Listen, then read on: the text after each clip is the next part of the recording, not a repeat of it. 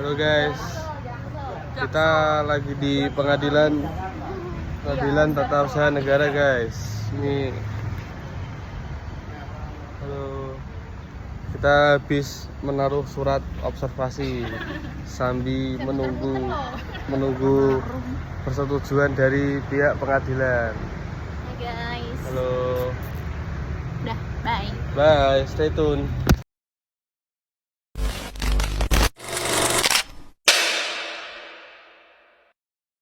Teman-teman, hari ini saya dari kelompok 7, perwakilan dari kelompok PTUN. Saya dan teman-teman akan melakukan kegiatan observasi di PTUN Semarang untuk mengikuti persidangan terhadap perkara nomor 70G 2025 PTUN Semarang. Di hari pertama ini kita belum melakukan kegiatan observasi ya, dikarenakan banyaknya teman-teman dari UNES yang melakukan kegiatan observasi, sehingga tidak memungkinkan untuk tempatnya untuk dilakukannya observasi untuk hari pertama ini. Jadi di hari pertama ini saya dan teman-teman saya akan diberikan materi oleh Bapak Hakim untuk pembekalan terkait observasi kami di hari berikutnya. Terima kasih.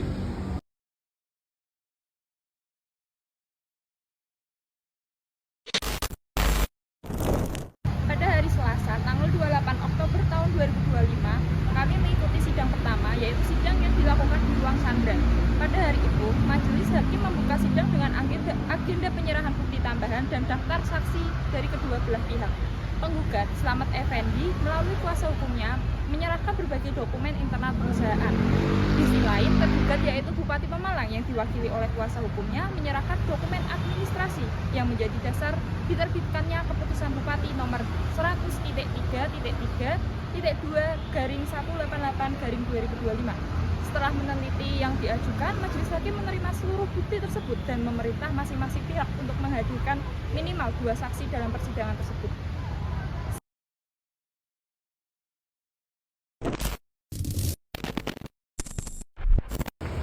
Pada sidang berikutnya diselenggarakan pada tanggal 11 November 2025. Agenda persidangan hari itu adalah pemeriksaan saksi utama dari pihak penggugat, yaitu Agung Eko Widodo selaku Ketua Dewan Pengawas Perumda Air Minum Tirta Mulia.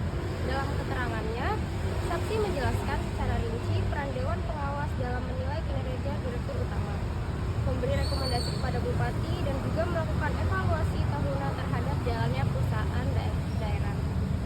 Ia memaparkan bahwa meskipun hubungan kerja dengan Direktur Utama berjalan baik, tetapi sejumlah kekurangan kinerja tidak dapat diabaikan.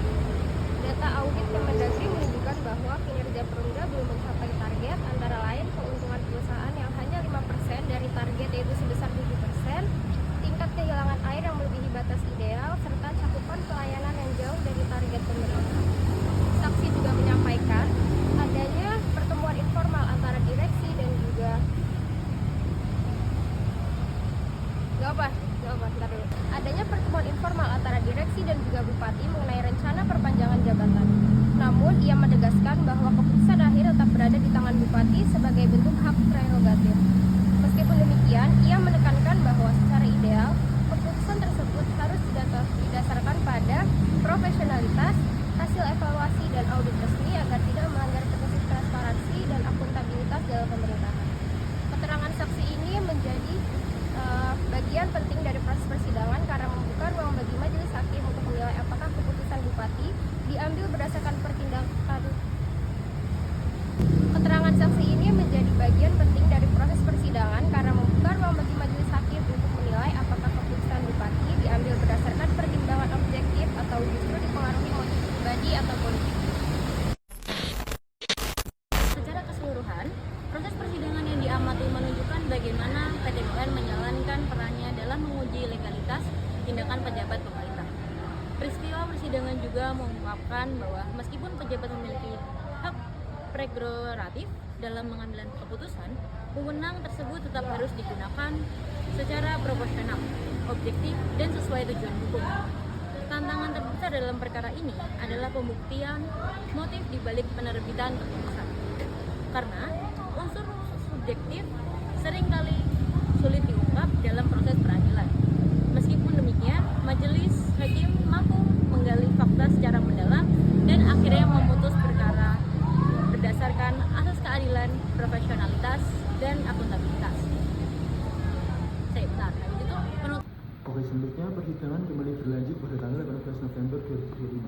di mana sidang kali ini diadakan seluruh pihak dan berlangsung di ruang Chandra. Agenda utama adalah penyerahan tambahan bukti surat serta pemeriksaan lanjutan saksi dari para pihak penggugat, di mana tahap ini bertujuan untuk menyempurnakan alat bukti sebelum majelis hakim memasuki pemeriksaan lebih mendalam terhadap pokok perkara. Majelis meneliti kembali seluruh berkas dan memastikan bahwa bukti-bukti telah lengkap sebagai dasar penilaian legalitas keputusan tata usaha negara yang diselenggarakan. Dan observasi dari kelompok 7